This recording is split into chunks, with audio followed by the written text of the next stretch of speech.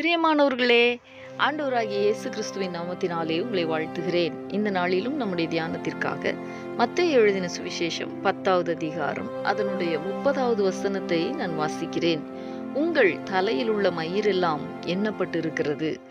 எனக்கு அன்பானவர்களே, இந்த நாம் வாசித்த வசனம் ஆண்டவராகிய இயேசு கிறிஸ்து இந்த உலகத்தில் மனிதனாக வாழ்ந்தபோது அவர் சொன்ன அந்த வார்த்தைகளைத்தான் நாம் வாசித்தோம். உங்கள் தலையிலுள்ள முடிகளை கூட அவர் எண்ணி வைத்திருக்கிறார் என்றால் அவருக்குத்தான் நம்மேல் எத்தனை அன்பு!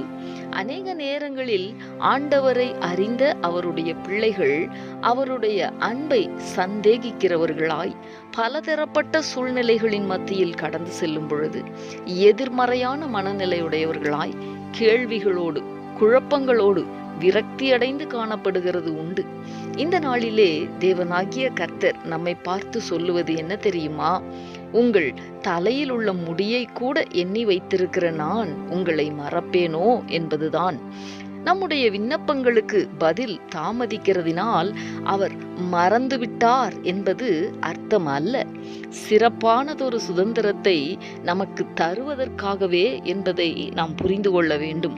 அன்பரே, தாமதமானாலும் நன்மையான ஈவை தருகிறதற்கு அவர் ஒரு நாளும் மறப்பதே இல்லை. உங்கள் தலையில் உள்ள முடியையெல்லாம் ஆண்டவர் எண்ணி வைத்திருக்கிறதற்காக அவருக்கு நன்றி செலுத்தி நாம் ஜெபிக்கலாமா?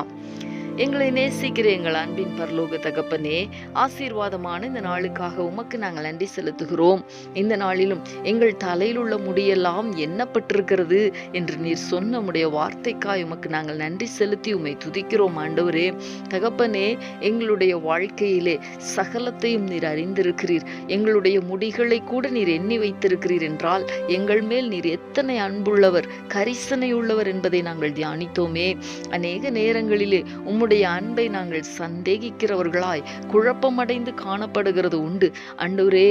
ஆனாலும் நீர் எங்கள் மேல் நினைவாயிருக்கிறீர் என்று வாக்கு பண்ணி இருக்கிறதை எண்ணி உம்மை நாங்கள் துதிக்கிறோம். எங்களை நீர் மறப்பது இல்லை என்று வாக்கு பண்ணி இருக்கிறதை எண்ணி உம்மை நாங்கள் துதிக்கிறோம்.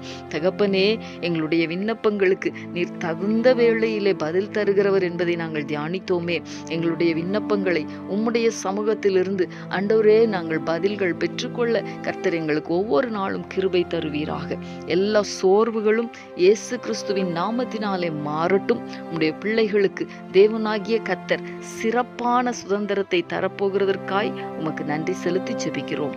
இயேசு கிறிஸ்துவின் நாமத்தில் வேண்டிக் கொள்ளுகிறோம் நல்ல பிதாவே. ஆமேன், ஆமேன்.